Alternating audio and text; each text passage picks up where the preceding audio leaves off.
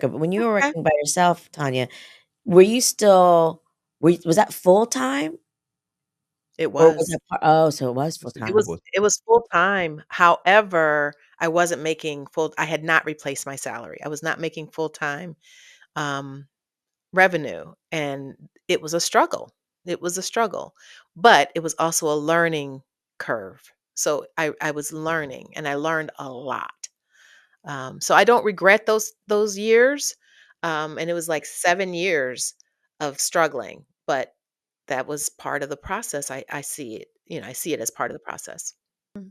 Now, Dr. Leak, now in your transitioning and coming on board with TISO Right. Consulting Group, I mean, so what was the thought process in your mind, from transitioning from your workplace, or did you stay at work still and then came on board, or how did that look for you as well? Yeah, so when we first started talking about it, and Tanya and I first started having conversations about like what it might look like to go into business together and what we might do and why, right? It really started out of James. You talked about like kind of identifying a problem. We were talking Hmm. about the problem that we had identified and how the sort of the enterprise at that time for which we worked for the state, really didn't have not only the capacity, but it was like they didn't really see the role as sort of going as deep into helping address issues of equity in terms of where we wanted to go with it. So but when I first started with her, no, I still had my full time job. Tanya talked about, sort of when she was, she had not replaced her salary, and I will be honest, I would love to say that, we had this wonderful conversation, and that just fueled, my desire to go into business and.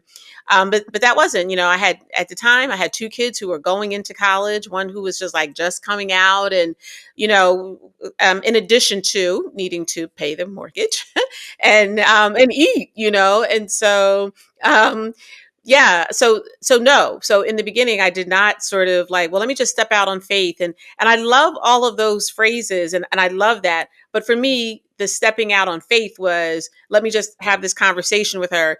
I can start it. And I did the work at the state, like can I start this while I'm still working for the state? And the answer was yes. And there were some boundaries, and that was okay. But then, as we started, working together, and as we started, working with clients, you know, I had a conversation with my husband, and we were like, okay, this can happen. We can do this. And then, as Tanya said, early 2022, I was full time with TISO. But I just want to say that I think it's okay to slow walk it, right? Like it's Yeah. okay to say, I got this full time thing that's helping me, with what it is I need to do for myself and my family. But I have Hmm. this other direction that I'm really pretty sure I'm being called to go in. Like I didn't know what bringing Erica on board would look like. Mhm. We had some ideas that we had discussed, but bringing her on board was a huge blessing because there were two heads instead of one. And I'll never forget one of the things that she said. I was preparing for a training. I was like, oh, I've got this training and that training coming up. And this is before she was officially on board. And she was like, well, I can help you with that. And I was like, oh, yeah.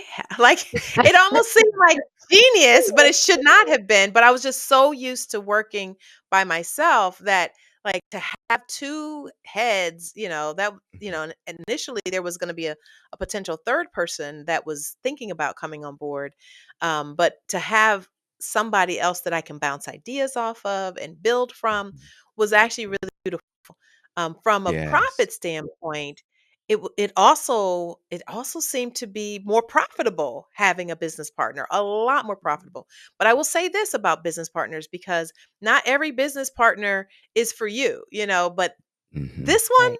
is absolutely for me. Like Right. Yeah. it's like we gel like Yeah. this, like Mhm. like Yeah. God put Yeah. us together.